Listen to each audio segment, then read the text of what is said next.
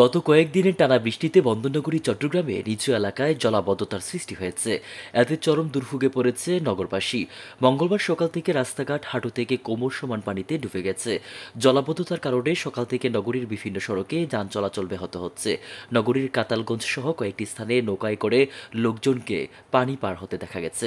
চট্টগ্রামের পতেঙ্গা আবহাওয়া অফিসের পূর্বাভাসের কর্মকর্তা মোহাম্মদ ইসমাইল ভূঁইয়া গণমাধ্যমকে বলেন, মঙ্গলবার দুপুর ১২টা পর্যন্ত সবশেষ ২৪ ঘন্টায় ৭৬ মিলিমিটার বৃষ্টিপাত রেকর্ড করা হয়। সকাল ৯টা থেকে ১২টা পর্যন্ত ৩ ঘন্টায় ৬০ মিলিমিটার বৃষ্টিপাত রেকর্ড করা হয়েছে।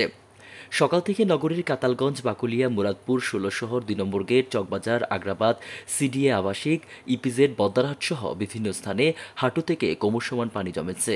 এ কারণে সড়কে যান চলাচল সহ সাধারণ মানুষ চলাচলে দুর্ভোগ বেড়েছে। জলাবদ্ধতার কারণে মঙ্গলবার সকালে অফিসগামী এবং নানা প্রয়োজনে বের হওয়া লোকজনকে নানা দুর্ভোগ পোহাতে হয়।